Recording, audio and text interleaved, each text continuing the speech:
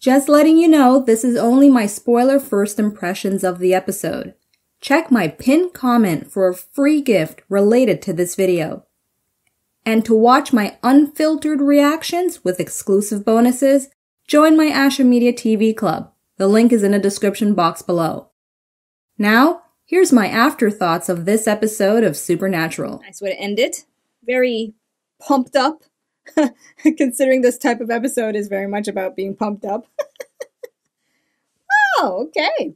Let's go to the beginning and explore another interesting formula. Okay, so I'll say right off the bat what's really working for this season so far, and I've said it from the first filler they introduced, is the fact now they make it where they're putting in some of the plot in these fillers. So as a viewer, you're kind of forced to watch along. Like, if you can remember your experience when you were watching these episodes, if you didn't like the filler content, you know, like for instance in this one, I could see many types of audiences not digging the whole wrestling thing. Probably mostly women, but I shouldn't judge that because women's wrestling in the entertainment world is a big thing. But in a general sense, it's mostly men that gravitate towards this sport. And when you have like scenes with Castell, Crowley, and the Amara narrative playing into it, you gotta keep watching, right? Unless, you know, you just get it recorded and you just fast forward through, which is probably what I would have done if I was watching this. Okay, so at the beginning, we open up here. Beyond the Mat now seems very apt with the whole thing of the wrestling scenario. And I mentioned that I grew up with a lot of boy cousins, and I would always, you know, my siblings and I would always be hanging around them, and wrestling was a thing most of the time on TV, was an event. And I mean, there are some, I mean, you know, the what do you call the iconic wrestlers, you know, The Rock, well, he was one. There was one I did thought was really cool. I remember, what's his name? He's bald. I don't remember his name though. I'm not into that now, so I'm just saying, like, just vague memories of at times we'd see some of them. He's a bald guy, bald white guy. And then you have, I remember thinking, the guy with the hat. He's all like dark. Shit, I don't know his name either. I'm probably like saying characteristics that could apply to a million wrestlers, but either way, I just have some tiny bit of familiarity. If I were to see their faces, like, I would likely recognize them. But of course, Dwayne Johnson, The Rock, you know, he's probably the most prolific. That if you don't recognize him, I don't know, you really are living under a rock. Okay, so this whole wrestling premise, I'll just say this much, and then we just go to that scene to kind of exemplify my statement here. Bear with me, I just don't want to miss it. Okay, this is a little forward here. Oh, but I don't want to skip certain parts, so okay, let's go to this part then. I'll stop it here. Okay, no. I don't want to kind of go all over the place. The whole point of doing this style right now is to keep a structure with my afterthoughts. So, all right, so here we are, you know, the usual of justifying why they need to stop what they're doing and move on to the case of the episode. I like that it was something tied to their childhood. I mean, that to me is the anchor to get me interested. You have Dean and Sam with this history of memories with their father, the only happy memories, it seems, being brought to these wrestling matches and their attachment to those celebrity wrestlers. I thought that was a very good touch to get me invested in their journey, to go back to that and take a look at how things are going there. Okay, so I'll get back. I'll touch on that once I reach the scene I was going to go to in the first place. So yes, I definitely have to acknowledge this part, opening it up with the song, and they're just all busy bees, structured and organized, working for the boss who is now taking charge and utilizing his resources to the umpteenth to the degree where one of them, as we saw, was willing to just die for him. And I love that. I thought that was really good because it ties in nicely to show how if there are more objects that are as powerful as we saw in the previous episode, I buy it, where Cassifer is now doing everything he can with the resources he has available to him to find these objects. I guess there's multiple objects out there that have the power of God harnessed or within them. I think that's good. And this was just nice on a comedic tone to it. I like that. Okay. And this part though, with him cleaning the floor with a toothbrush, right away, you know what came to my mind?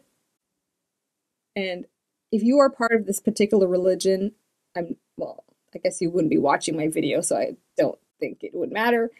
So I won't say the religion then, because I don't want to be offensive. But there is a particular religion I recently saw a documentary about, and the person was talking about how they get punished in their religion by cleaning the floor with toothbrushes. And so I just immediately was like, for a quick second, I was like, I wonder if this is kind of like a mockery of that. But then again, that's a common punishment trope, actually, you see in a lot of things. But I just found it fascinating, considering the extra stuff that is associated to this one act now that I have in my mind. Yeah, but getting then Crowley to lick the floor, that was something. I mean, like I said, saying it out loud was enough to get me going, but to see him, to just have the shot of Crowley licking goddamn floor of hell. It's effective to show to what degree he's reached at this point. Ooh. All right, then we have the funeral scene. I'm not gonna stay on this too much. I mean, Dean meeting his hero, one of his heroes, sure, but it doesn't do much for me because I mean, there's other scenes ahead of this that really proves the point I enjoyed the most with this episode. Yeah, wait, but let me just take a look at her again. I swear she was on The Office, because I've been rewatching episodes of The Office on and off with my work colleagues whenever things are a little slow with our jobs. And I swear she was on The Office in an episode. I'm actually gonna go look for that for myself. Don't worry about commenting about it, but every time I say that, somebody at least does it anyway. So whatever, do what you want. Okay, let's move forward. Yeah, here we go. It's this whole match. Let me just if I can pause on a really good shot with Dean. There we go. This shot is why this episode was remotely entertaining. Jensen, okay, listen. If Cassifer stuff wasn't in this episode, Jensen's what sold me to enjoy it. His depiction of Dean just going crazy with happiness and joy and glee, more, I think glee's the right word, to seeing, his childhood favorite wrestler, and that was just awesome. And it's watching his reaction that made me even more like wrapped up into the situation. Because if that wasn't in it, it'd be just like, okay, wrestlers, cool. Who's killing who? It'd be pretty boring. It just straight up would be so boring for me. And I'd be just dying for the episode to end. But nope. Comes to the rescue. And as much as I would love to see Sam be just as much, like that, it's not the nature of Sam to be that way. So that's a fair thing.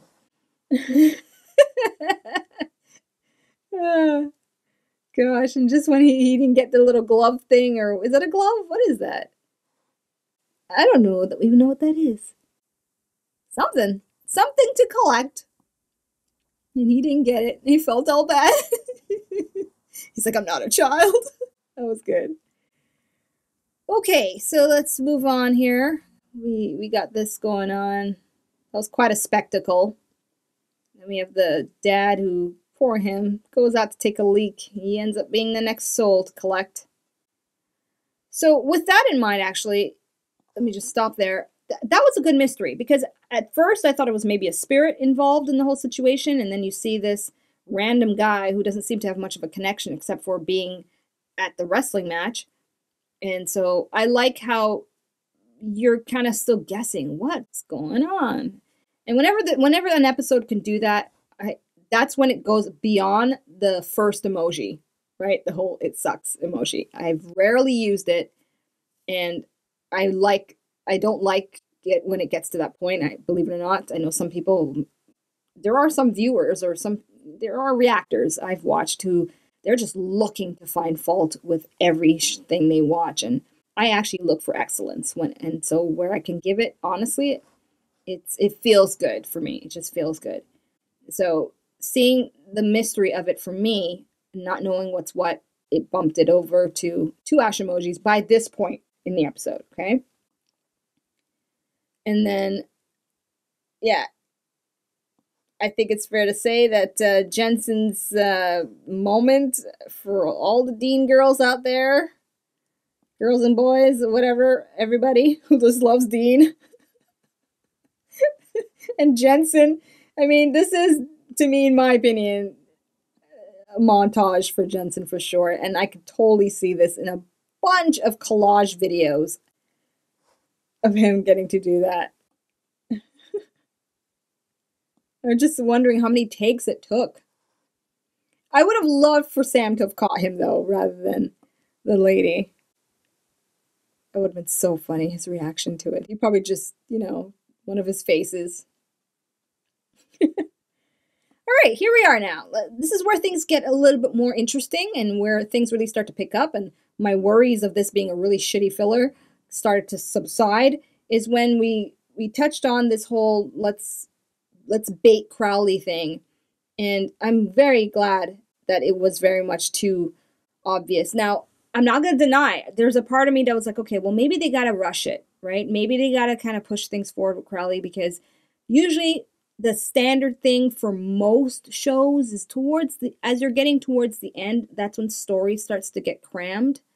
And so I was even allowing the liberty of, okay, fine, we're going to get Crowley out of the situation, and this is how they're going to do it. But I'm glad they didn't drop the ball for a scene I'll get to shortly. All right, so this part here. Now, if I had to have cut out a scene, even though, yes, it does fit the whole thing of him getting the mantra of grinding and stuff, and it was a nice moment for Dean to connect with Gunnar, I still would have just preferred all this part as meaningful as I'm acknowledging the meaning. I get it, but it didn't do nothing for me. It just didn't. And I almost think like Gunnar could have said what he said to Dean, even at the end, and it still would have had some impact on him, before he did the right thing. So if I had to have cut out a scene, it's definitely this one. I guess you could also argue the funeral scene, but the funeral scene is needed for their reason to be there. So yeah, anyways, didn't really care too much for this. I mean, it led up to one of the funniest parts for me, which was, I'm getting to it. I'm just going to really fast forward here. Yeah. Dean waking up and farting. I had to rewind to make sure I heard that. Now, what crossed my mind, it's possible too, maybe the surface he's sitting on, maybe there was a, you slip on it, but the audio engineers would have never allowed that to, well, unless they're crappy at their job. So I'm going to choose to believe that really was a deliberate fart sound. And I'm one of those people where fart sounds makes me laugh so hard. It's terrible. Maybe it's growing up with boys and farting was a thing. And just who can do the biggest fart was, oh my gosh. Yeah, I'm repulsed by burping. Like belching, ugh, that repulses me. But farting cracks me up. Okay, so I just had to let that out of my system there. That was great. And coming from Dean made it even funnier. Right. So yeah, this is where they catch on. Okay, so I have to acknowledge this part though, because it really surprised me and it was just nice to see. Maybe because it's just not something that's often shown in this episode with, you know, characters that are kind of come and go. But I enjoyed it. It's not at this point. Hang on. Okay, yeah, here it is, kind of.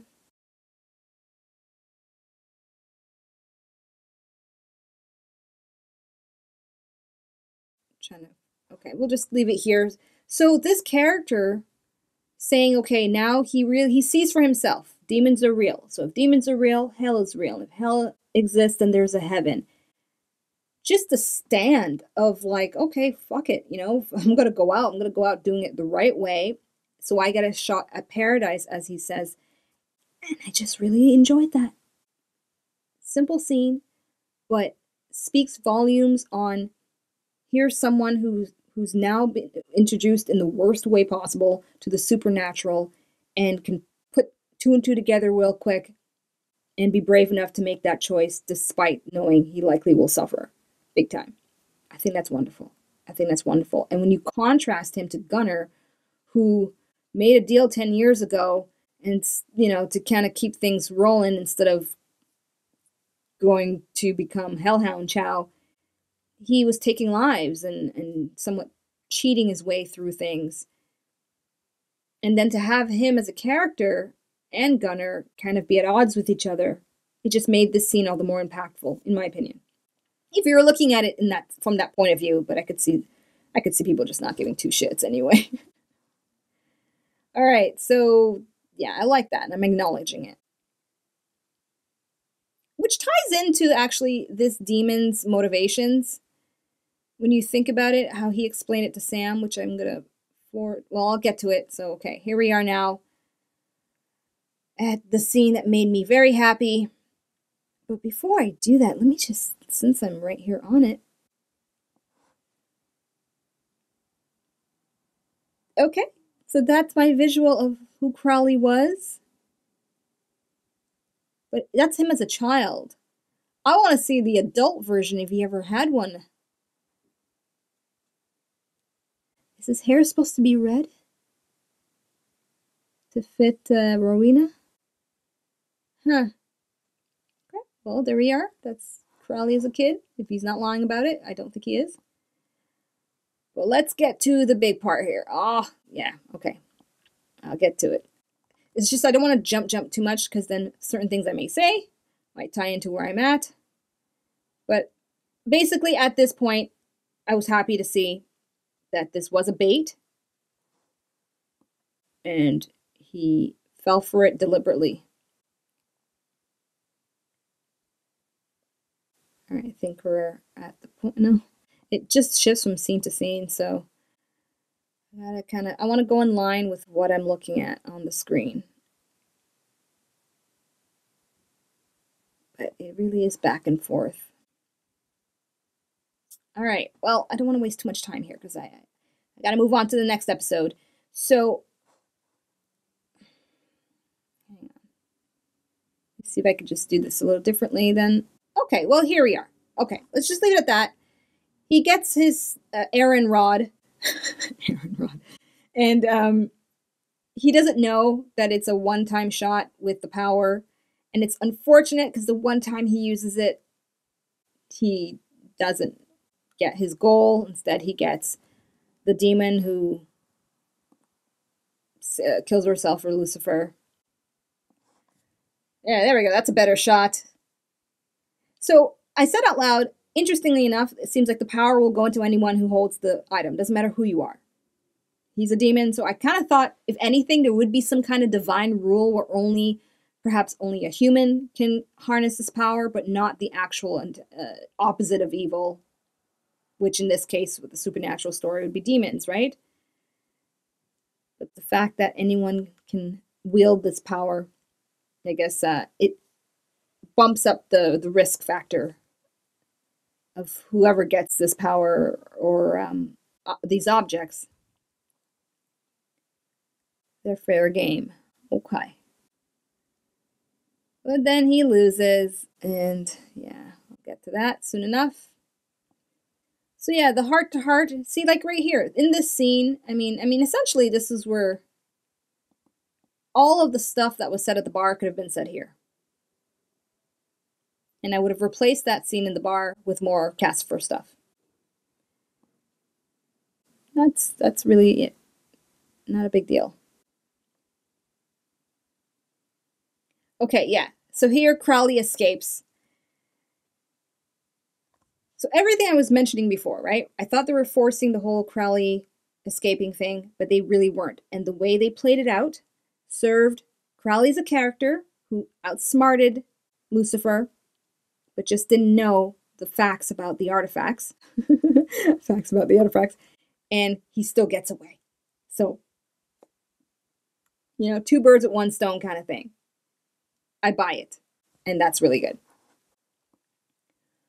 All right. So yeah, this part here, I was trying to get to this part with the demon.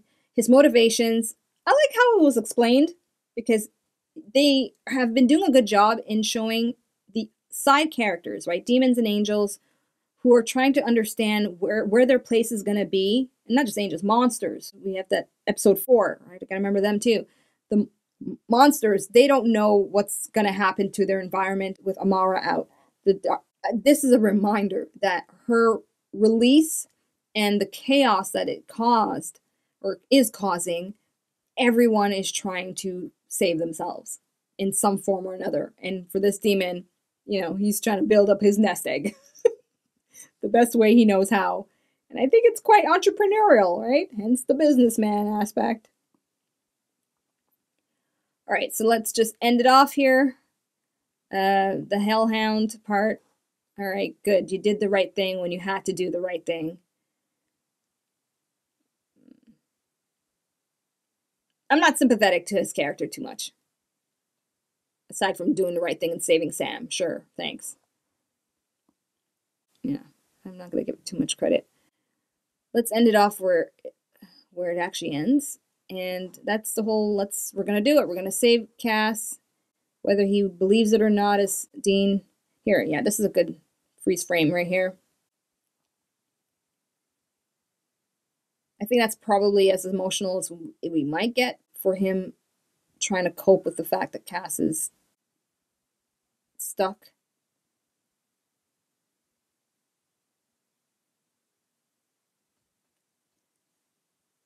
I have nothing much to add to it, except for, yay team, let's go. Save Cass. Beat Amara. Yay, okay. That's all I got. That's all I got. So, end off with pretty much the expression I'm having right now. Let's do this. Ashamoji wise then, with everything taken into account, and looking at the episode scene by scene as much as possible with the given time that I have. If I had to make a 2.5 emojis, I would make it, because it's not good. I certainly wouldn't rewatch it. Unless, you know, I really want to revel in some great Crowley moments. Which there was a good one in this episode, but not enough for me to care that much to go and find it. But it also didn't suck. It was entertaining because of Jensen, as I said. So I actually might go manually make a 2.5 emojis. And that's what you're seeing on the screen because I've made the effort. Just because I don't want to give it just a okay. Because there were some good moments. All right, so there you have it then. Those are my afterthoughts for episode number 15 of the 11th season of Supernatural. If you want access to my full reactions, unfiltered, uncut, details on joining my club to get all that access is in the description box below for you. Therefore, I'm on to the final episode of my binge watch day of SPN, and that's episode 16. I'll see you in that video. Peace out. Thank you so much for watching. Be sure to subscribe and check out my other videos.